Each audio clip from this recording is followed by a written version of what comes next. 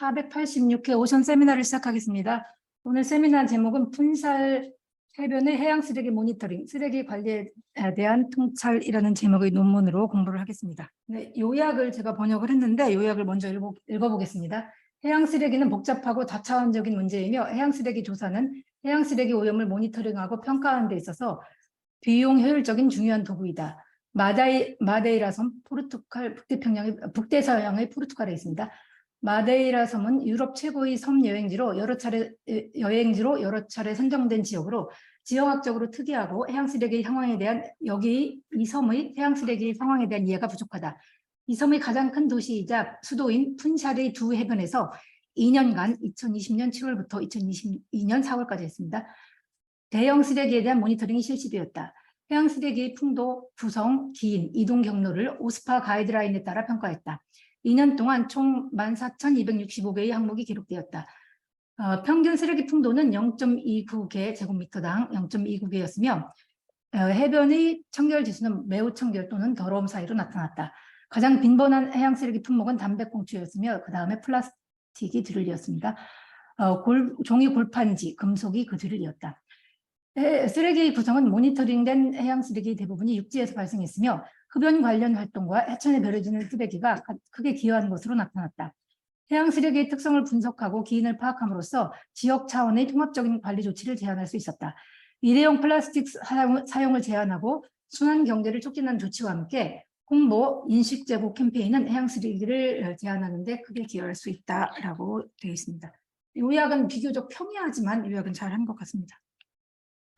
마데이라 섬이라는 데가 조금 지도에서 보여드리겠지만 포르투갈 중에서도 많이 옆에 있어서 아프리카 옆에 있어요. 이 지역적인 이해를 좀 하실 필요가 있고 여기는 요약에 나타난 바와 마찬가지로 조금 떨어져 있는 지역임에도 불구하고 굉장히 휴양 관광지로 인기가 높은 지역이에요. 그래서 보시는 바와 같이 이렇게 많이 발달한 지역이라는 것을 알 수가 있어요.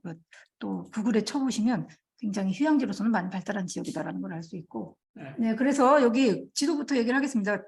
조사 지역인데 어디가 지브롤터 해협이냐면은 여기가 지브롤터 해협이에요. 지브롤터 해협은 굉장히 유명한 지역이죠. 아주 좁은 해협이잖아요. 여기 지중해가 여기 있어요. 그래서 색깔이 표시 안 돼 있어가지고 좀 헷갈리는데 여기 해역이 여기 있죠. 근데 아프리카 대륙이고 여기가 스페인이고 여기가 포르투갈이잖아요. 근데 이게 포르투갈 영임에도 불구하고 이렇게 많이 떨어져 있어요. 그래서 오히려 더 아프리카에 이 나라에 더 가깝다고 할 수가 있어요.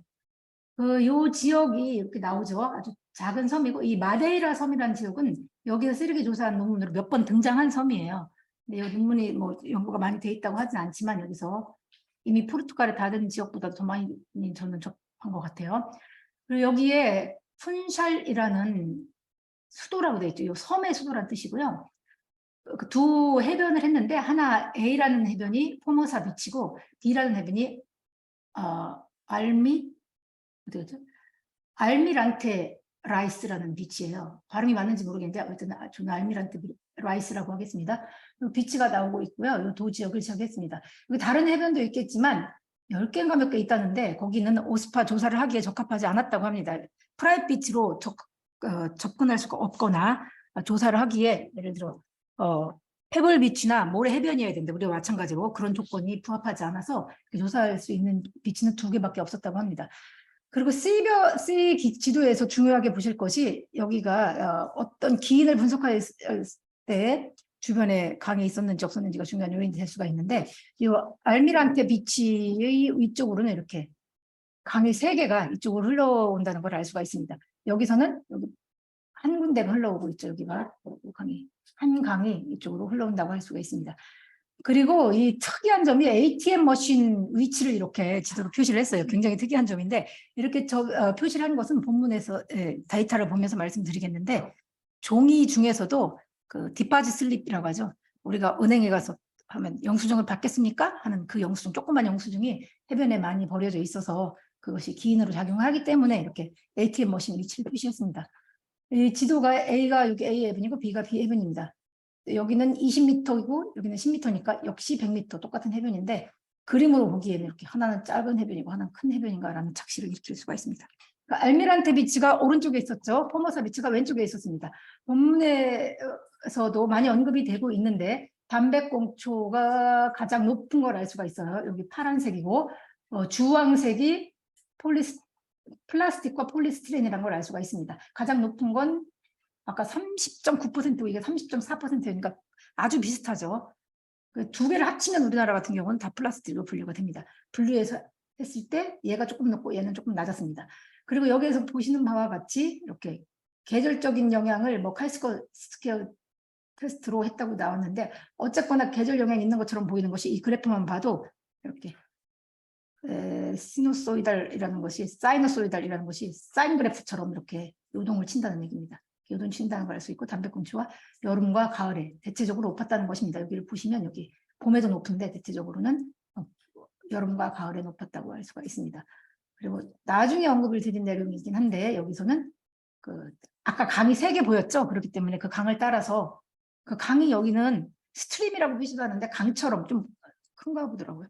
그 강과 같은 역할을 한다고 합니다. 그래서 그런 기인이 이번 강을 따라서 들어오는 쓰레기가 있다는 것을 언급을 하고 있고요. 네, 요 그래프 주의해서 보셔야 되는데 회색 바가 전체 쓰레기 개수를 얘기하는 것이고 녹색이 월별 강수량을 나타내는 것이고 이 까만색이 바람을 나타내는 것입니다. 여기 보시면 언뜻 보기에는 굉장히 상관관계가 높아 보이는데 제가 볼 때는 이것은 이게 굉장히 아쉬운 부분이 이것이 여기서 가장 높습니다. 가장 높은 건 여기죠. 여기가 가장 높다가 떨어지고 있고 다시 올라갔다가 다시 떨어지다가 다시 높아집니다. 그랬을 때 이 두 그래프는 바람과 강수량은 많이 일치하는 걸 볼 수가 있는데 언뜻 보기에는 일치하는데 이것들이 논리적으로 생각을 해보면 바람이 불고 비가 오고 나서 이것들이 높아지는 게 원리이기 때문에 이게 두 단계 쉬프트를 왼쪽으로 했더라면 이게 굉장히 상관관계가 높고 논리적으로 잘 맞는 그래프가 됩니다. 예를 들어서 요때 비가 많이 오고 그래서 쓰레기가 높아지고 다시 요 점이 여기로 높아져서 요 두 그래프를 마음 같아서는 두 단계만 왼쪽으로 쉬프트 됐더라면 얼마나 좋은 됐기 때문에 오히려 이 본문에서는 클래시컬 제곱을 해가지고 계절과 관계가 있다고 나왔는데 실제로 어떤 경우가 나왔는지 굉장히 의문스러운 점입니다. 제가 언뜻 어제 유나님이랑 이것을 보여드리면서 설명했을 때는 제가 연관이 많이 있어 보이죠? 라고 설명했는데 지금 완전히 그 설명을 수정해야 되는 상황입니다.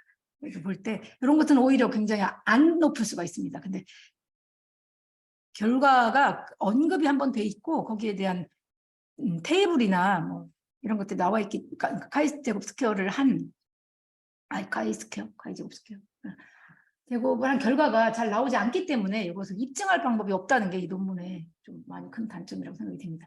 밑에 그림을 보셔도 마찬가지입니다.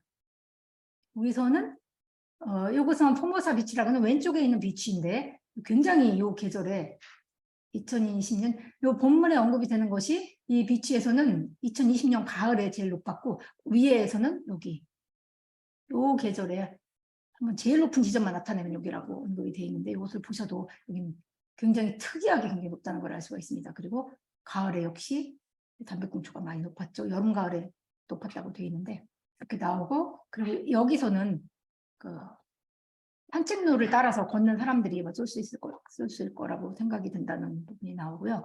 여기는 아까 그래프보다는 물론 얘는 많이 요동을 치고 있지만 다른 재질을 보면은 아까보다는 훨씬 더 스테이블하게 간다는 걸 알 수가 있습니다.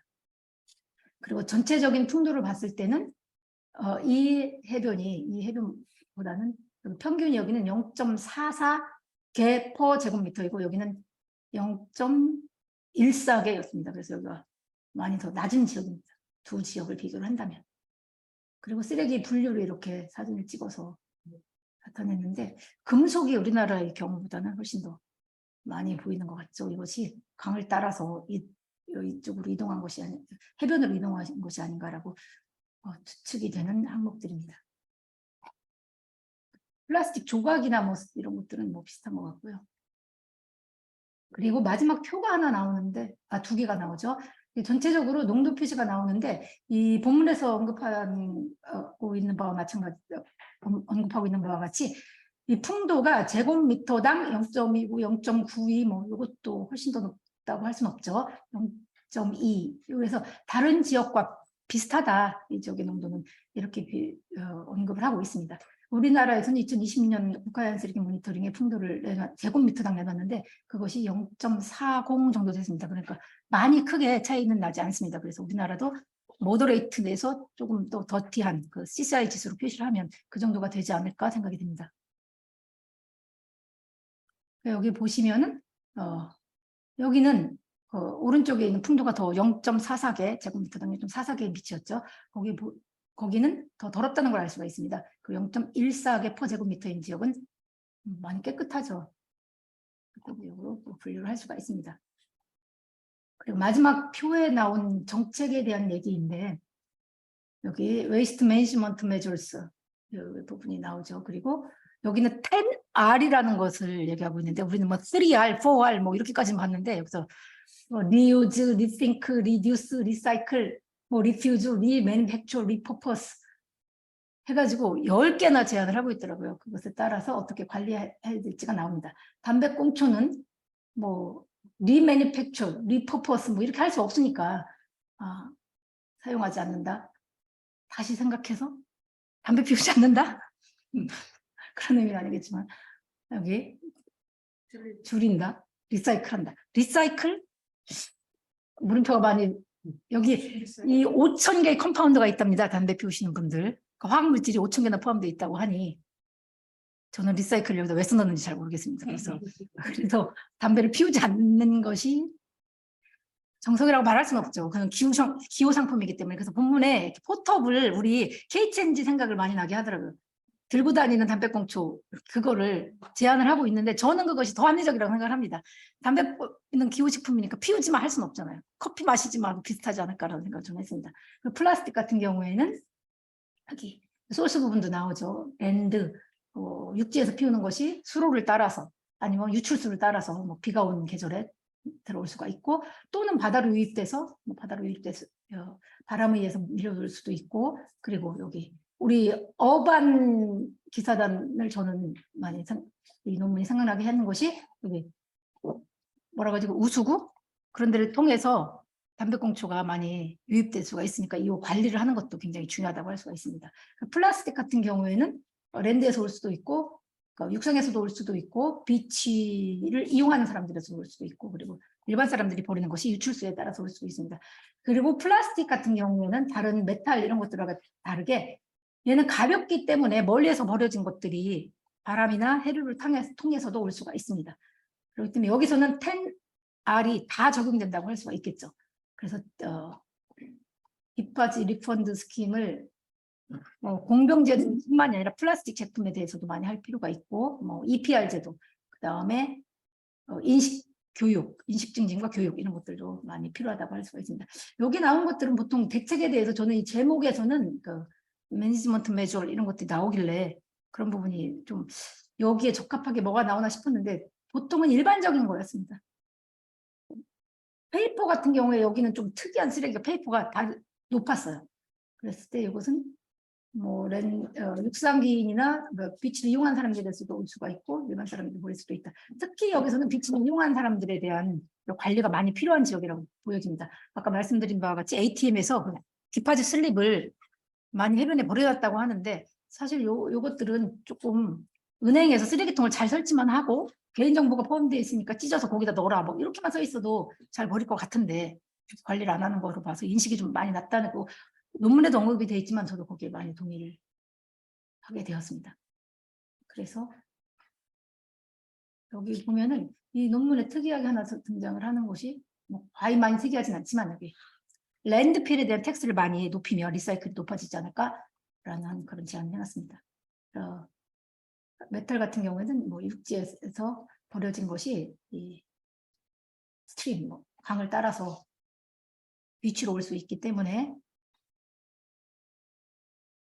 수거할 수 있는 수거 시설을 늘리고 랜드필 텍스를 높인다는 것이 리사이클을 촉진한다는 것인데 메탈 같은 경우는 우리나라 같은 경우는 굉장히 리사이클이 높은 품목이기 때문에 이것들은 뭐 적합한 품목이라면 리사이클을 홍보하고 또 시설도 만들고 또 EPR 제도를 확산시키고 하는 것이 필요해 보입니다. 메탈에 대해서는 조금 더 본문을 하면서 말씀드리겠는데 이것이 주요 그림하고 표를 보면서 주요 내용은 많이 말씀을 드렸고요. 빠진 부분을 말씀을 드리겠습니다. 이 조사는 유럽에서 했기 때문에 오스파 방법을 따랐습니다. 오스파 방법은 조사 방법이 100m의 해변을 우리와 마찬가지로 워러마크부터 뒤에 후안부까지 조사를 합니다. 그리고 품목은 우리나라보다 더 많습니다. 세세하게 되어 있고 이 해변에 대해서 나오는데 하나는 포모사 비치라는 곳은 여기 포모사 비치 나오죠. 샌드와 페블로 되어 있었고 알미란테 비치는 페블로 주로 구성이 되어 있고 1년에 4번을 했습니다. 그래서 한 지역에서 4번을 했기 때문에 8번이죠. 2년을 했으니까. 그래서 16번의 조사를 한 것입니다. 그리고 저는 좀 특이하게 생각된 것이 하이타이드 1시간 뒤에 했습니다. 이것보다 더 떨어뜨려서 했어야 맞는데 1시간 뒤에 했더라고요. 물에 빠지지 않았나 좀 걱정이 되죠. 그리고 아까 그림에서 그림하고 높은 거가 좀 다르죠. 그래서 줄라이 2020년 7월부터 2022년 4월까지 조사를 했습니다. 그리고 이 오스파는 오슬로 페리스 어쩌고라고 시작되는 지역입니다. 그래서 북해 그 위쪽을 나타내는 것입니다. 그러다 보니까 유럽은 공통적인 하나의 모니터링 프로토콜로 여러 나라들이 같이 합니다. 그래서 데이터를 뭐 한 사람이 맡아서 분석하고 한 나라에서 맡아서 분석하고 또는 자기네 데이터는 자기네들이 분석하고 해서 그렇게 논문들이 막 여러 가지로 나오고 있는데 그러기 때문에 이렇게 자기네 나라 실정에 좀 안 맞을 수가 있습니다. 그래서 이 사람들은 4가지의 변형을 시켜서 조사를 했다고 돼 있는데 그 4가지가 뭐냐면 담배꽁초를 페이퍼에 넣지 않고 독립적인 아이템을 하나 봤다는데 담배꽁초를 페이퍼로 넣는 것도 좀 이상하네요. 네. 여기 오스파 가이드라인에는 담배꽁초를 종이로 놨다고 되는데 제가 확인해 본다는 걸 좀 잊었습니다. 확인이 필요한 부분이고요. 그리고 테트라팩 이것도 어제 제가 다른 분이랑 또 좀 토의를 해봤는데 종이 대신에 플라스틱으로 넣는다 이렇게 되어 있습니다. 필리핀에서도 이 질문을 많이 했어요. 왜냐면은 그 두유팩이나 이런 걸 보시면 밖에도 코팅이 돼 있고 물에 넣으면 바로 젖지 않잖아요. 안쪽은 코팅이 훨씬 더 잘 되어 있습니다. 그래서 어제 이 논문을 보면서 인터넷에 찾아본 걸로 확인한 바도 이 코팅 때문에 재활용이 굉장히 힘들다고 합니다. 그래서 그것을 감안을 해서 여기는 종이 대신에 이렇게 플라스틱 넣은 것 같습니다. 그리고 코비드 관련된 아이템을 따로 분류를 했는데 페이스 마스크나 디스포저블 글러브, 비닐 장갑 많이 썼죠. 마스크도 많이 썼고 알코올병 이것도 소독 때문에 많이 쓴 것 같은데 그것도 따로 분류했다고 합니다. 그 아더스로 따로 분류를 했다. 다른 항목에 맞지 않는 것도 아더. 이거는 뭐 당연한 결과이고 이렇게 분류를 했다고 합니다.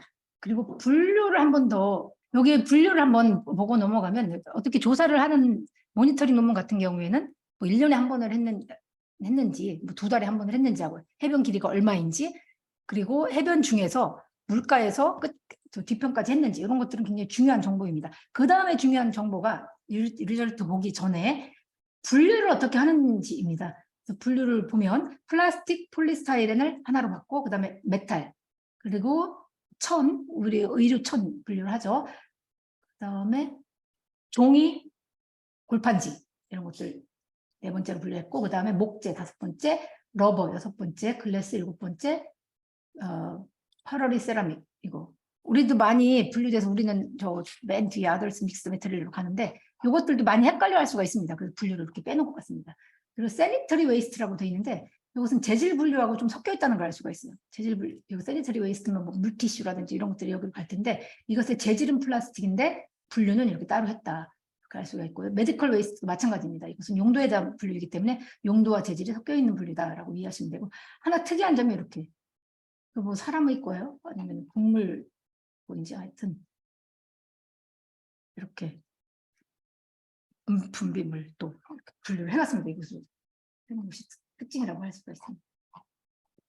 이렇게 분류를 했는데 전부 발견이 된 것은 14,265개였고 185kg이었다. 아까 그래프에서 봤죠. 알미란테 비치는 2022년 봄이 높았고 포모사 비치는 2020년 가을이 높았다. 담배꽁초가 제일 많은 거 보셨고 플라스틱이 두 번째였다라고 할 수가 있습니다. 그리고 여기 특이한 점 하나 언급을 하면은 필싱기인 쓰레기가 거의 없었습니다. 이거 특이한 점이라고 할 수가 있습니다. 관광지여서 그런 특징이 있고, 저는 오히려 필싱기는 언급하면서 이게 맞죠? 밧줄이 햇빛에 너무 많이 노출돼서 녹아서 그것들이 부스러기를 일으키는 플라스틱 크러스트라는 논문이 있었는데, 요거 세븐 INGS도 발표가 된 걸로 인해서 기억이 되고, 그래서 저희도 한번 세미나 할 기회를 가질 것입니다. 요거는 짧은 거라서 요것만 요 마치고 한번 보겠습니다. 아무튼 뭐 어업기는 굉장히 적었다. 그리고 그 어업기는 또 해저에 침식돼 있다는 것을 목표 놓았는데, 이거 들으면 약간 논란이 있을 것 같은데, 해저에 많으면서 뭐 해변에도 많을 수가 있는데 이렇게 언급을 했습니다. 그리고 코비드 관련 쓰레기가 그냥 감소했는데, 그럼에도 불구하고 이 논문에서는 계속 따로 분류를 해서 기록하는 것이 중요하다라고 언급을 하고 있습니다. 담배꽁초는 여름과 가을에 높았다. 그것이 여기서 그 관광객들이나 거기 로컬 소스가 있을 수가 있는데, 그러지 않고도 뭐 도로나 이런 우수구를 통해서도 들어올 수가 있다고 언급을 하고 있고요. 또 바람을 통해서도 먼 거리에서도 이동을 할 수가 있겠죠. 플라스틱 아이템도 마찬가지입니다. 하지만 플라스틱 이런 품목들이 계절별로 뚜렷한 패턴을 보이지는 않았다고 하는데, 이것들 뚜렷한 패턴을 보이기는 사실은 힘듭니다. 우리 데이터도 가을에 높은 것이 특징인데, 그것이 9월 데이터가 다른 계절의 데이터보다 유의하게 높으냐 하면은 뭐 어떤 계절보다 높지만 비교적 그렇게 생각보다는 뚜렷하지 않은 것, 그런 특징이 있습니다. 그리고 제가 특이하게 하나 본 것은 병뚜껑 같은 재질이 그닥 여기는 높지가 않았어요. 레스 프리퀀틀리 발견됐다고 했죠. 푸드 컨테이너 같은 경우는 우리나라 같은 경우는 이게 많이 발견되는데, 여기서는 그렇지 않았습니다. 관광객이 많이 오는 비치에도 불구하고 그렇게 됐고, 또 하나 특이한 점, 여기는 플라스틱 퍼센티지가 딴 데보다 많이 낮았습니다. 딴 데 보면 80%, 75.9%, 64.8%고 우리나라 해변도 마찬가지입니다. 그래서 이것들은 로컬 소스에 기인하는 것으로 알 수 있다고 설명을 하고 있는데, 이거에 대한 설명이 좀 필요한 것이, 플라스틱 같은 경우는 가볍기 때문에 먼 거리에서도 바람이나 해류를 통해서 여기에서 이동할 수가 있습니다. 그래서 플라스틱이 더 높아질 수가 있는데, 플라스틱이 이렇게 낮았다는 건 로컬 소스가 높기 때문에, 주요 발생원이기 때문에 낮을 수가 있다라고 설명을 하고 있습니다. 생각보다 플라스틱과 카드보드가 높았다고 했죠. 그래서 디파짓 슬립 이런 것들, 껌 봉지 뭐 이런 것들 때문이라고 얘기를 했고요. 그리고 요게 또 하나 특이한 점이, 종이 빨대 우리 많이 사용을 하죠. 종이 빨대가 2021년, 2022년 가을에야 나타났다고 돼 있는데, 이것이 플라스틱 빨대를 대체했음에도 불구하고 그렇게 이 효과가 빨리 해변에서 나타나지 않았다고 합니다. 이것들은 두 가지로 볼 수가 있는데, 이 대체가 충분하지 않았다, 강제적이지 않았다라거나 아니면 사람들이 인식이 부족했다, 이런 요인에 의해서 그만큼 대체되지 않았다라고 해석할 수가 있고, 두 번째는 딜레이 될 수 있다라고 해석할 수도 있습니다. 어떤 조치를 취했을 때 그것이 해변에 쓰레기로 나타나는 경우는 조금 더 딜레이해서 나타날 수가 있습니다. 이것들을 시계열적으로 보면 굉장히 재밌을 수가 있고, 어떤 한 논문에서는 다른 조치, 마폴 조치가 2013년에 강화됐는데, 그 강화된 조치가 해변 쓰레기로 빨리 나타났을까라는 논문이 있습니다. 거기에서도 똑같이 딜레이라는 단어를 쓰고 있습니다. 그래서 제가 말씀을 드리는 것입니다.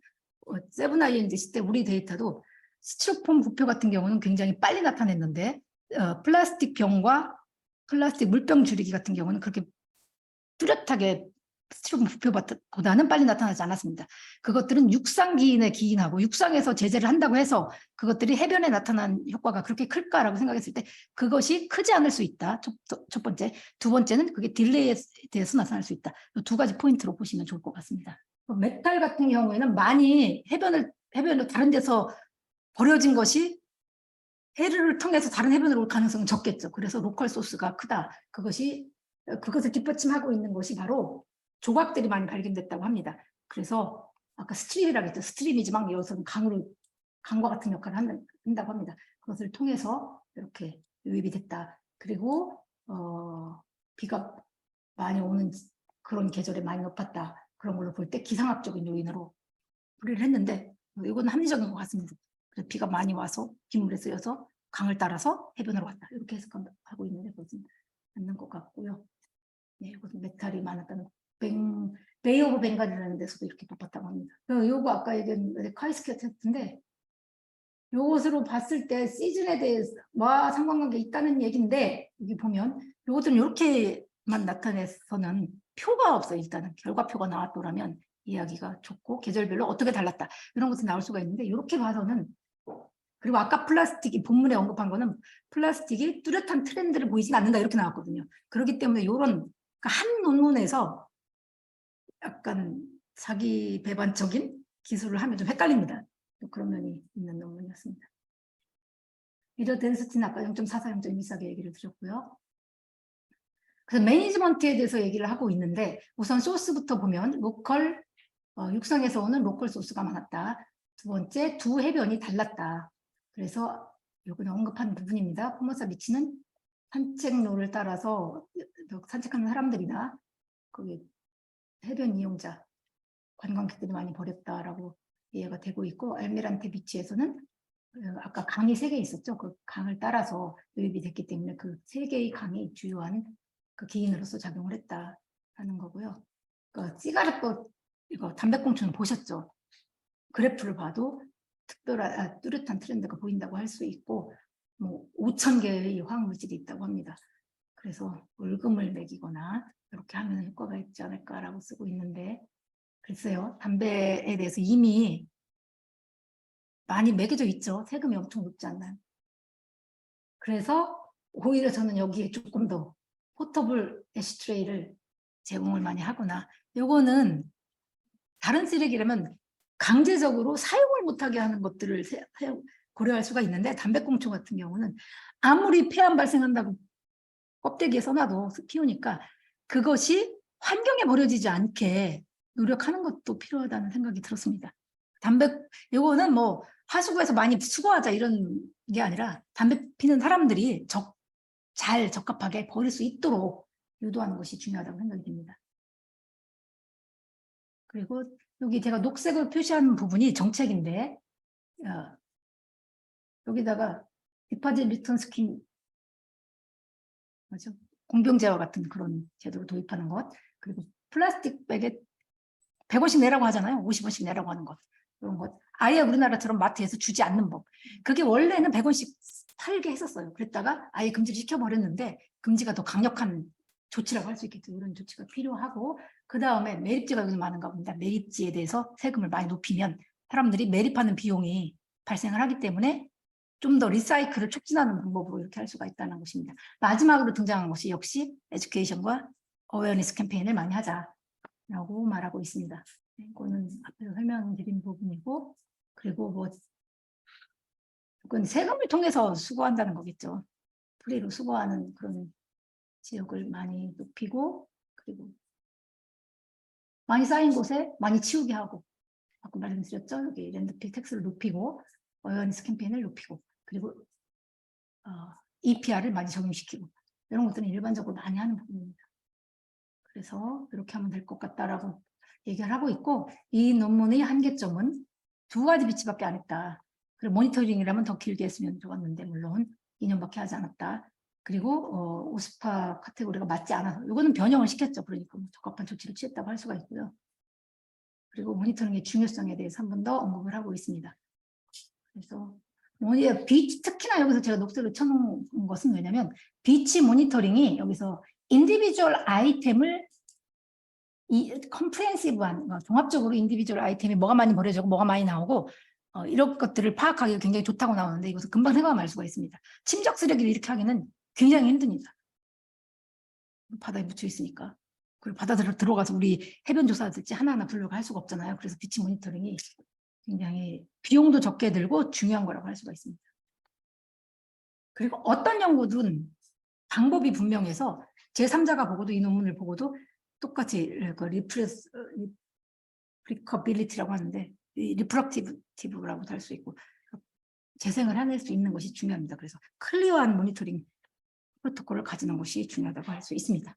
여기까지고 간단히 제가 아까 말씀드린 그 논문 보고 넘어가겠습니다. 이 논문은 뭐냐면은 밧줄이 햇빛에 많이 녹잖아요. 그리고 막 바위 틈에 끼고 하면은 이것들이 녹아서 칩을 형성을 해서 바위에 이렇게 박히기도 하고 크러스트가 빵 구석이 이런 걸 얘기하잖아요. 그렇게 많이 나오기 때문에 그것을 분석한 부분인데 뭐 4페이지밖에 안 되기 때문에 관심 있는 분들은 읽어보시면 좋을 것 같습니다. 이렇게 나오잖아요. 나중에 많이 녹으면 이런 식으로 녹은 부분이 이렇게 있어요. 그래서 이것을 떼다가 얘도 분석하고 얘도 분석을 했어요. 가위로 잘라다 분석했다고 이렇게 나오더라고요. 그랬더니 보세요. 그린 로프하고 그린 플라스틱 크러스트하고 일치율이 엄청 높아요. 90 얼마라면 그게 어디 나오죠? 96.5%. 그리고 여기도 보세요. 블루 엄청 높죠? 그리고 화이트라고 나오는 건 이것은 계속 여기에 논문에 이 논문을 제가 어제 밤에 읽어봤는데 화이트라고 해서 다른 게 아니에요. 얘가 탈색이 되는 거예요. 이렇게 시간이 지나면서. 그렇게 블리치 된다고 하는데 블리치 돼서 이렇게 흰색이 된 거더라고요. 그렇기 때문에 이것도 일치율이 엄청 높다는 것을 알 수가 있습니다. 93.7%, 92.3%면 엘리님 얼마나 높은 건가요? 아주 높은 겁니다. 그래서 이것들이 저희와 같은 경우에 이것을 보는 것이 중요하다고 제가 생각이 든 게 모니터링에서 밧줄이 1, 2위를 다투는 것입니다. 플라스틱 부표, 플라스틱 발포형 플라스틱 파편이 아직도 많이를 차지하고 있지만 그것은 부스러기가 워낙 많기 때문이고 발포형 밧줄, 꼬인 것, 어음용 이렇게 되어 있는 품목이 1계도 높았고 2계에서도 굉장히 상위를 차지하는 부분입니다. 그리고 이 성분들이 이 논문에서는 PPPE로 분석을 하고 있는데 우리나라 SMP가 모레 우리 분석하는 미세 모니터링에 LMP 메조는 스티로폼 알갱이 때문에 PS가 많은데 SMP 모래 또는 해수에서는 이 PP가 굉장히 많고 PS가 적어요. 그래서 거기서 굉장히 물음표를 던지고 있는데 해변에 밧줄이 저희 그 PP 그 때문에 그 강민구 선생님이랑 엘리님이랑 저랑 삼덕항에 가서 조사를 한 적이 있는데 햇빛에 많이 노출이 되잖아요. 그러면 지면의 온도는 여기서는 41.6도라고 나왔어요. 요 논문에. 그렇기 때문에 우리가 느끼는 온도보다 굉장히 높아질 수가 있어요. 그래서 얘들이 녹는단 말이죠. 그때 만져봤을 때 한번 해변에 가시면 한번 만져볼 것을 한번 추천을 드리는데 부스러져요. 우수수 떨어집니다. 그럼 밧줄이 굉장히 작은 많은 조각으로 플라스틱, 스티로폼 부표가 부서지는 만큼이나 밧줄도 많이 부서질 수가 있고 그것이 SMP의 PP의 농도를 높이는데 기여를 했다고 심증을 합니다. 근데 정확하게 그것을 SMP 같은 경우에 이것이 밧줄 기인이다 라고 형태 분류가 굉장히 힘든 거예요. 그래서 알 수가 없습니다. 물론 제 심증이에요. 그걸 논문하고 무슨 관계가 있죠? 지금 말씀하시는 게? 이게 굉장히 여기에 이 논문에 언급이 돼 있고 중요한 논문이라서 제가 여기까지가 소개한 부분이고요. 됐습니다. 여기까지가 제가 이 논문에 대해서 제가 2가지 논문을 거의 한 편이 돼서 뒤에 것도 질문을 뭐 의견 있으시면 이거 하고 나서 의견을 말씀해 주시면 좋을 것 같습니다. 왜냐면 오늘 좀 시간이 4분이기 때문에 분류가 플라스틱 분류가 그냥 플라스틱 이렇게만 있는 거죠. 아니요. 분류를 어떻게 봐야 돼요? 여기서 분류한 분류. 여기 그다음에 좋은 분류라고 안 보이는 건 저거. 여기까지가 분류예요. 그 밑에 개별 항목이 또 있죠. 네, 요 밑에 개별하고 여기까지가 분류거든요. 요 밑에 개별하고 우리나라처럼 쪼라락 있는 거죠. 100개가 넘죠? 165개인가 네, 됐던 것 같아요. 100개가. 여기는 분류가 굉장히 많아요. 우리보다 훨씬 많아요. 그러니까 우리 100개였을 그 시절에 만큼이나 자세하다? 좀 복잡해요. 사실 여기 100m만 했다고 했지만 실제로는 100m하고 1km하고 막 그런 게 있어가지고 이대로 다 하려면은 너무 복잡해. 근데 그 1kg 하고 하는 것들은 그 뒤에 언젠가 아무튼 좀 바꿨어요. 이 모스크바도 그래서. 많이 따라 하는데 좀 따라하기 어려운 측면도 있습니다. 그러니까 어느 나라나 자기 동네에서 이렇게 모니터링을 하려면 뭐 분류라든지 조건이라든지 이런 게 다 맞아가지고 여기도 같은 유럽이지만 이제 몇 가지도 바꾸고 막 하잖아요. 네. 그런 제한이 항상 있죠, 모니터링에. 이게 저희 한번 논문했던 것 중에 그 노아도 품목을 자기 로컬한 데는 항목들을 계속 넣을 수 있게 돼 있어요. 그래서 우리 하와이 제품군에 28개인가 뭐 추가했다 이런 논문을 우리 세미나한 적이 있는데, 그래서 저는 이 모디피케이션 좀 하는 게 좋지 않을까라는 생각이 들었어요. 필리핀 하듯이. 근데 그러면은 이거를 재질이랑 용도랑 이렇게 섞어가지고 분류를 하는 거에 대해서는 그거는 저희랑 좀 다른 것 같긴 한데 이것도 그냥 모디파이 하는 걸로 볼 수 있는 거예요? 그러니까 이게 분류가 어려운 것 같아요. 초창기 방법이죠. 재밌거든요, 보면. 그러니까 재질과 분류가 섞여 있다는 말이 이게 오스카 2010이잖아요.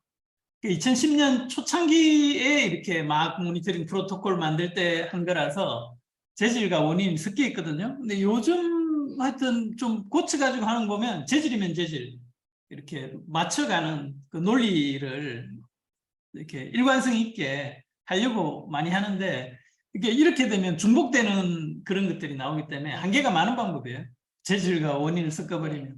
아, 네. 저는 그냥 질문이라기보다 코멘트 같은 건데, 저는 뭐 대응 쪽에 좀 더 관심이 있다 보니까, 그 담배꽁초는 기호식품이라고 많이, 이렇게 보호를 해주셨는데, 그 흡연자임에도 불구하고 사실 정부의 금연 정책은 강력하게 실행할 수 있는 부분이 아닌가라고 생각하는 게 있고, 포터블 애시트레이도 저도 제일 좀 강력한 대응이라고 생각을 하고 있고, 플라스틱 매립세 얘기했는데 사실 우리나라도 종량제 봉투 시행하고서는 그렇게 쓰레기양 저감 정책에 영향을 안 미쳤다고 생각하고 그런 연구도 많다고 들어서 운영비 확보는 가능해도 쓰레기 저감에 그게 실효성이 있는가에 대해서는 좀 의문이 있고, 이게 뭐 초창기 연구 방법 혹은 밑에 그랑까나리아는 연구가 되게 많이 돼 있는 걸로 알고 있는데 거기는 스페인이고 돈도 많아서 그런지 모르겠지만 요 아일랜드는 까나리아 위에 있는데도 불구하고 약간 조금 말씀하신 대로 초기 단계 같은 느낌이 좀 있는 것 같아요. 그리고 살짝 아쉽다라기보다 네, 그런 거는 섬 여기 그 해류가 어떻게 흐르는지도 봐야지 사실 원인 분석이 저는 좀 더 잘 나올 것 같은데, 해류가 이 동네가 어쨌든 위에서 밑으로 불어오는 곳이어서 이게 본토에서 흘러나오는 것보다는 위에서 흐르다 보니까 지금 연구 조사한 요 지역, 이 도시, 이 섬의 주도인 고 푼샬 지역은 정말 도시 내부에서 나오는 것들이 많을 거라고 생각하고, 여기도 써 있긴 하지만 여기가 관광지로 워낙 유명해가지고 대응 방법을 생각한다면 도심 내에서 나오는 거, 특히 관광 쓰레기에 대한 규제가 더 얘기가 됐어야 된다고 생각을 해요. 그래서 대응 방법에 있어서는 조금 너무 제너럴한 얘기였어서 좀 추가를 해봤습니다. 네, 동의합니다. 저도 너무 제너럴한 얘기만 많이 써 있었다고 생각을 합니다. 저도 코멘 있어요. 네, 밑에 보시면 여기 코비드 그 캐테고리 있잖아요. 근데 사실 이거 재질별은 틀린 거 아니에요? 페이스 마스크는 파이버하고 글러브는 러버하고 알코올 버틀은 글라스도 됐고 플라스틱도 됐지 않을까요? 그래서 맞아요. 네. 좀 이상한지 않아요? 요거를 제 생각에는 아예 따로 기록을 해놓으면 만약에 재질별로 넣을 때는 앞에 플라스틱에 넣어버리고, 저기 알코올 바틀이라고 하면 저건 유리병일 가능성이 많거든요. 플라스틱 병도 할 수 있고. 플라스틱 병 있겠네. 네, 그랬을 때 이렇게 하려면 이제 기록에 대한 명시가 있어야 되겠죠. 맞아요. 플라스틱 알코올병. 우리 얘기한 것처럼 이렇게 알코올 분류를 하는 거는 의도를 코비드 관련된 게 얼마큼 나온다 이거를 가지고 저렇게 설계를 했을 것 같기도 해요. 맞아. 코비드 아이템이 들어간 거 특이하다고 생각했는데 얘기한 것처럼 네. 재질이 싹 다 달라가지고 맞아요. 근데 어차피 재질이 메디컬에도 플라스틱이 많을 수 있는데 이렇게 섞어버리면 그런 분류에서는 분석하기는 입장에서는 굉장히 그러니까 기록을 할 때 재질별로 하고 그걸 다시 이제 분석할 때 이렇게 소스별로 다시 나누는 걸 해야 되거든요. 그러니까 두 가지 시스템이 필요한 건데 여기서는 그 분석할 때 그런 걸 썼다고 했는데 구체적으로 어떻게 분류했는지는 안 나오고 그냥 줄줄 말로만 설명을 해가지고 조금 그게 아쉽죠. 앞부분에 볼 때는 요게 뭐야, 뭐 쉐입이라든지 뭐 스테이트라든지 막 이런 걸 가지고 소스를 아이덴티파이 했고 막 이렇게 얘기해서 와, 그럼 새로운 분류법이 뒤에 나올 건가 했는데 안 나오고 그냥 말만 했다. 그러면 안 된다. 유나님 또 뭐 있어요? 네. 네. 근데 요거 그러니까 사실 이 계절적으로 나타나는 것도 저는 관광의 영향이 클 거라고 생각하거든요. 그 원주민들보다. 그래서 그런 대응도 그쪽에 좀 더 초점을 맞췄어야 되지 않나라고 생각합니다. 그란 까나리아 쪽에는 연구가 더 많은 걸로 아는데 그런 패스를 쫓아가면 요 섬에 대한 연구도 좀 더 진행이 잘 되지 않을까. 그리고 또 이게 지금 2020년도 가을에는 좀 좋고 21년도 가을에는 굉장히 또 튀었어요. 근데 22년 또 봄에는 굉장히 또 튀었어요. 내가 보니까 관광객이 갑자기 늘어났다는 얘기는 지금 뭐자 코로나 영향으로 어느 정도 풀리면서 관광객 수가 굉장히 늘어났다. 뭐 이렇게 좀 추정이 되는 것 같고 그 다음에 밑에 22년은 안 풀렸죠. 풀렸어요. 좀 더 풀려졌겠죠. 더 심각한 수준에서 조금 좀더 위로 요거 드릴까요? 시계 네. 요거 같은 경우도 좀 아까처럼 좀 시계열적으로 이게 맞냐 안 맞냐 뭐 있잖아요. 그 비가 많이 오고 뭐 이렇게 되면 강수량이 많아지면 쓰레기 양도 많아질 것이다. 근데 나는 그걸 대략 거꾸로 봤어요. 2020년도 가을에 높잖아요. 쓰레기가 관광객이 많았고 많이 발생했어. 근데 비가 많이 오니까 쑥 떨어지는 거야. 쓸려 내려가서. 쓸려 내려가고. 해변에서 쓸려 약간의 그런 느낌으로 좀 보긴 봤어요. 이것도 마찬가지예요. 저기 2021년 가을에 관광객이 많이 왔어요. 그리고 쓰레기 많이 발생했어. 근데 겨울철에 어떤 강우량이 높아져 갖고 쓰레기가 현존량이 쑥 떨어지는 거야. 우리나라 같은 경우를 예를 들면 이건 완전 반대되는 예, 소리예요. 약간 그런 느낌을 받았어요. 이 데이터를 보면서. 그렇기 때문에 이건 좀 논란의 여지가 많다는 거. 좀 그러니까 이게 보는 관점에 따라서 이게 좀 틀려질 것 같다. 우리 한국은 강수량이 높으면 높아지. 바다에 가는 쓰레기는 많아진다. 근데 이거 육지에 그렇지 않아요. 그런 영향이 그럴 수도 있겠죠. 근데 여기서 얘기하는 관광객하고 로컬 소스를 얘기하고 있는데 로컬 소스가 비가 많이 와서 쓸려 내려온다 이런 논리이기 때문에 제 생각에는 잘 안 맞아요. 시프트 시키는 게 좀 더 맞지 않을까라는 생각을 했습니다. 그리고 다른 건 말씀해 주실 분 계신가요? 논문에 대한 질문 나는데 저희 모니터링 하고 있잖아요. 네. 크게 해주세요. 저희 모니터링 이제 방법에 대해서 이제 고안해낼 때 어떤 분석 기법을 기반으로 해서 만들었는지 저희가 오스파 이거 방법을 기반으로 해서 만들어졌는지 그게 좀 궁금합니다. 우리나라는 오스파 방법을 기반으로 한 건 아니고 노아나 우리가 이걸 설계할 때 유넷 전체에서 이제 해안 쓰레기 모니터링 방법을 많이 이렇게 발전시키고 검토하고 있었거든요. 그래서 하여튼 근데 일기 방법도 우리도 재질하고 소스하고 섞여 있었어요. 그랬는데 그걸 이제 해보니까 사실 아까 얘기한 것처럼 이게 재질로 한 다음에 소스로 나누는 건 가능한데 재질과 소스가 원천적으로 섞여 있으면 사후에 분석이 안 되구나 해가지고 이제 바꾼 거거든요. 그러니까 이런 노아라든지 그 오스파라든지 이런 걸 다 검토해서 사실은 이기 방법으로 수정하는 데 참고를 한 거죠.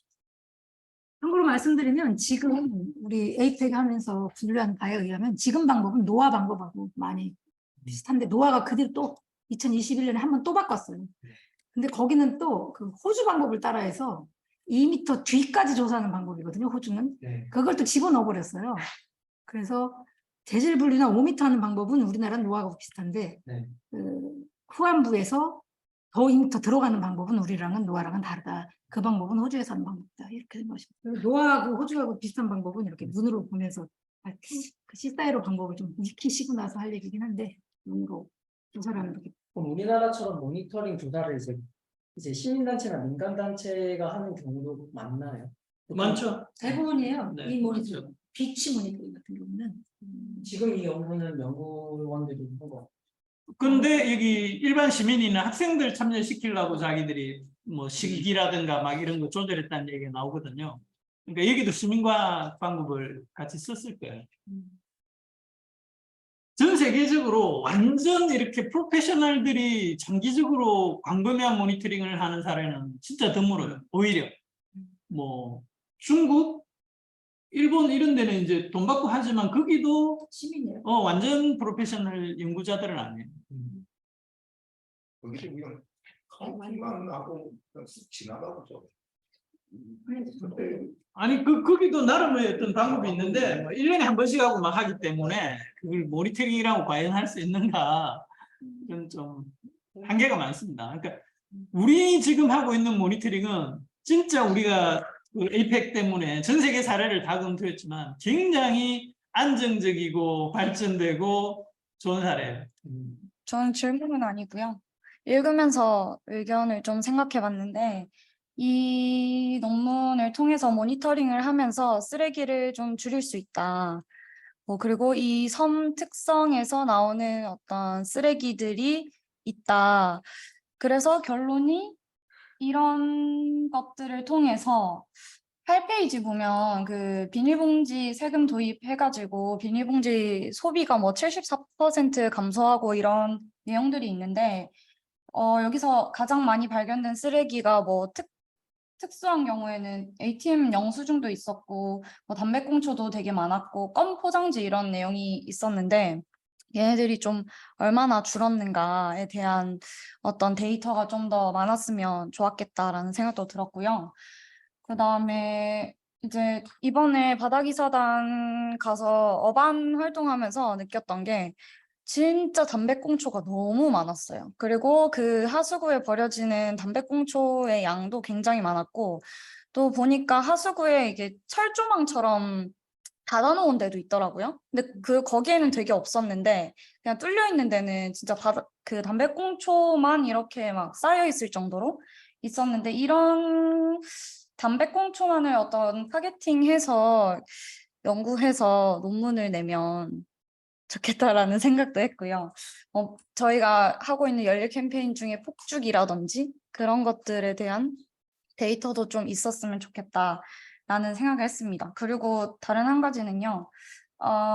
그 보증금 반환제도라고 해서 자원순환 보증금 어플이 이제 개발돼서 제주도나 뭐 세종시에서 이제 진행을 하고 있다고 하더라고요. 근데 이게 이제 사용되는 일회용품의 제품이나 이런 크기를 동일화시켜서 그 플라스틱 어플 거기에 적혀 있어요. 금액이 이거는 300원, 이거는 500원. 그러니까 이런 식으로 있는데, 이런 일회용품의 제품 크기나 뭐 두께나 이런 게 참 통일돼 있으면 좀 더 이런 플라스틱 사용을 줄이는데도 도움이 되고 재활용을 하는데도 좀 도움이 되지 않을까라는 생각을 했습니다.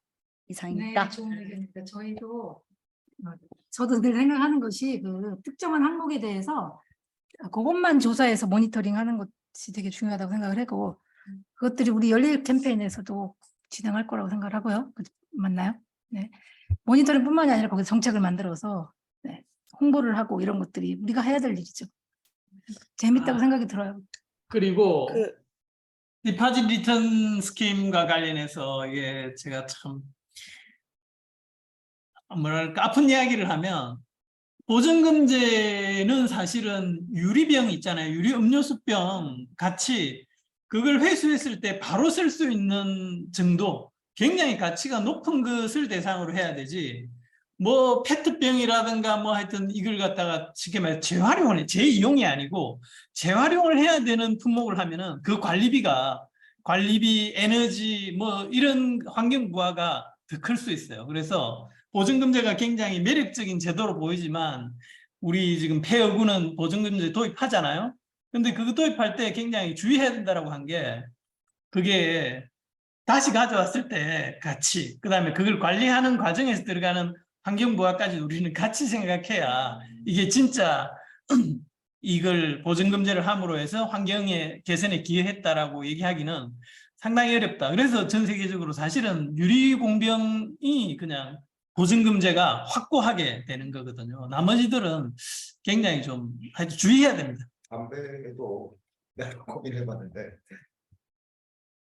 담배 피는 입장에서 담배 꽁초가 진짜 얼마나 있을까 그걸 좀 한번 현존하게 그것도 할 수 있지 않을까. 간단하게 뭐 KTNG 그 담배 매출 뭐 금액이 나오잖아요. 거기에 4,500원 나눠보면 그 담배 판매 개수가 1년에 총 몇 갑이 팔리고 있고 흡연자가 몇 명이고 전국의 뭐 비율 따지고 뭐 이렇게 하고 보면 담배 꽁초 하나의 무게 또 재고 담배 한 사람이 몇 갑 피우고 뭐 이렇게 해가지고 하고 본인이 필 때 뭐 만약에 한 갑 핀다 그러면 이 사람의 담배 꽁초로 땅에 버리는 경우의 수 비율만 곱하면 되겠네요.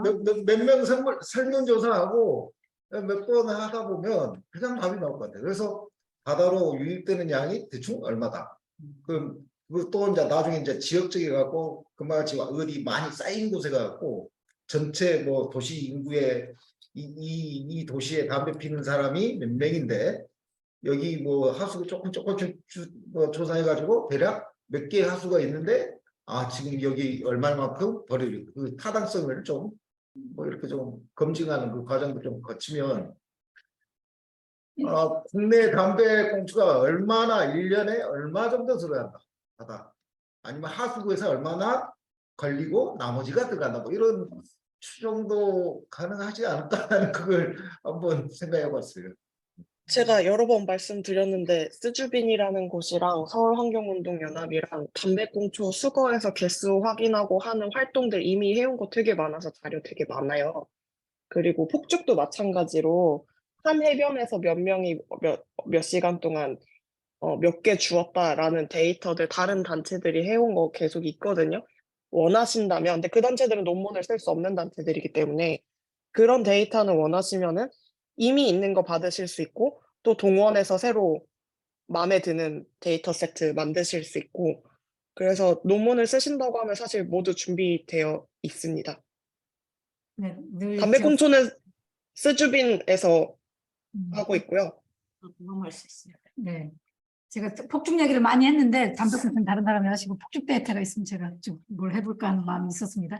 아까 허승님 의견에 좀 덧붙이면 저게 굉장히 재미있을 수가 있는 게 일단은 버려지는 양은 쉽게 비교적 쉽게란 뜻이에요. 아주 쉽지는 않지만 비교적 쉽게 나올 수가 있는 게 아까 얘기하신 대로 1,000명쯤 많으면 몇천 명쯤 설문조사를 해서 몇 개 버리려 하면은 몇 개 판매량이 다 나올 거기 때문에 이런 데이터는 굉장히 정교하기가 힘드니까 그런 수준에서는 그래도 좋은 데이터가 나오지 않을까 싶은데 제가 언급하고 싶은 거는 뭐냐면 이것들이 해변에서 우리나라 해변에서는 별로 발견이 되지 않는다는 거예요. 퍼센테이지가 아주 낮거든요. 그 얘기는 뭐냐면 우수구를 통해서 수거하는 양이 많아야 돼요. 첫 번째.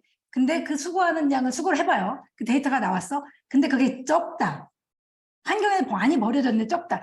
이 얘기는 제가 생각할 때는 바다로 들어갔다. 이 얘기거든요. 해변으로 들어오지 않고 바다 들어갔다. 왜냐하면 이 논문에서도 가벼운 플라스틱 같은 경우에는 이동이 훨씬 쉽다. 해변으로 가기에. 아까 플라스틱 얘기 드릴 때 말씀드렸죠.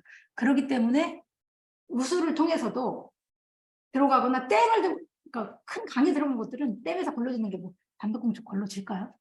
댐이 아니고 강 들어가면 안 걸러진다는 제 말은. 그냥 담배 간다. 꽁초가 어디에 맞냐? 강 옆에 없어요. 제 말은 도시 안에 있어요. 도시 안에. 도시 내에서 그 하수구 통해 가지고 거기에서 1차적으로 걸러지고 일부가 배에서 가갖고 뭐 우수로 통해 가지고 바다 쪽으로 이제 빠져나가는 거죠. 근데 이제 이 양이 얼마인지 좀 궁금해요. 그래서 우수 걸러지는 그 망에 담배꽁초도 조사해보고 그랬을 때 이게 적다면 제 말은 바다로 이제 있을 거다 해서 흥미로운 게 되지 않을까. 제 생각에는 담배꽁초가 우리나라에서 해변에서 부각이 안 되는 이유는 절대량이 적어서인지 모르겠어요. 다른 게 워낙 많아서. 우리나라는 해변에서 그 담배 피는 거 금지하게 되어 있고요. 그래서 그 해변 가시면은 해변은 금연구역입니다라는 그 플랜카드가 많이 붙어 있어요. 그래서 아이들도 놀고 하는 해변에서 담배를 피면은 굉장히 눈치 보게 만드는 환경이거든요. 해변에서 직접 담배꽁초가 발생하는 구역은 주차장에 인접해 있는 그 연석들 아니면 좀 으슥한 곳 요런 데만 담배꽁초가 있고 사실 해변에 사람이 없는 해변이면 눈치 안 보고 피는 사람들이 있고요. 근데 그건 그- 해수욕장을 말하는 거고 네, 해수욕장이 아닌 우리 모니터링 데이터상에서는 담배꽁초가 부각이 안 되는 이유가 실제로 양이 적어서인지 아니면은 이제 스티로폼이나 밧줄 같은 다른 양이 너무 많기 때문에 비율상 굉장히 담배꽁초의 비율이 낮게 나타나서인지 그건 확인을 좀 해봐야 될 것 같아요. 제가 보기에는 대적인 숫자도 굉장히 적었다고 기억이 나요. 그래서 다른 나라하고 해본 적이 있나요, 우리가? 저 크기가 네. 2.5cm 이하예요. 그래서 이게 만약에 그 담배꽁초 보여도 그 크기를 넘는 그 꽁초가 많지가 않거든요. 네. 예, 그래서 이게 그러면 데이터에서 누락이 돼서 그럴 수도 있고 그리고 햄피. 미세 플라스틱에서는 나와요. 많이 나와요. 예, 근데 생각보다 다른 항목에 비해서는 적은 게 맞잖아요. 그렇죠. 좀 적죠. 절대적으로 적은 게 맞다는 의견입니다. 그러니까 한국 흡연율 낮은 편입니다. 그리고 외국에서 유나님 여쭤보고 싶은 게 외국에서 담배 피는 거를 이렇게 해변에서 담배 피는 것 같은 경우 제한하는 게 우리나라가 좀 세지 않나요? 맞아요. 그래서 그런 원인이 있는 거예요. 다른 나라에서 사실 해변에 앉아 있으면 열에 5은 담배 피고 앉아 있습니다. 제가 좀 전에 재밌는 주제가 될 것 같아요. 전 세계적으로 ICC를 보면 담배꽁초가 1위라고 해서 담배꽁초에 대한 세계적으로는 주요 오염원이다라는 그런 인식이 있는데 이제 우리나라는 해변에서 담배를 못 피우게 한 것도 사실 데이터상으로 확인해 볼 수도 있을 것 같아요. 2008년부터 우리가 모니터링을 했으니까 그 당시에는 그렇게 금지되지 않았었던 것 같거든요. 그래서 그것만 갖고 따로 한번 심도 있게 해도 될 것 같아요. 연리 캠페인 담배꽁초 그 전략 개발할 때 좀 더 심도 있게 다루고 그다음에 논문으로 이어지도록 하면 다음에 논문 주제로 괜찮은 것 같습니다. 네, 지금 시간이 31분이어서 특별한 의견이 없으면 세미나를 마치는 걸로 하려고 합니다. 혹시 너무 아쉬워서 이 말씀 꼭 하고 싶다라고 하신 분 계신가요? 참고로 환경부에서 이미 담배꽁초 해양 유입량 등을 포함한 연구 용역을 해가지고 그 보고서가 나와 있어서 제가 방금 우리 2023 창에 공유를 했고요. 그것도 보고서에 기초해가지고 서울에서 담배꽁초 회수 재활용 시범 사업이라는 걸 한대요. 그래서 그 공유했으니까 그 내용 참고하시면 됩니다. 네, 우리 캠페인에 담배꽁초를 맡고 계신 분은 한번 모시고 흥미로운 결과가 있으면 꼭 공유를 해주시면 좋겠습니다. 네, 이것으로 이번 세미나를 마치겠습니다. 다음 세미나는 오늘이 11일이죠? 18일 날 유나님이 발제해 주시는 거로 하겠습니다. 네, 참석해 주셔서 감사합니다. 마치겠습니다.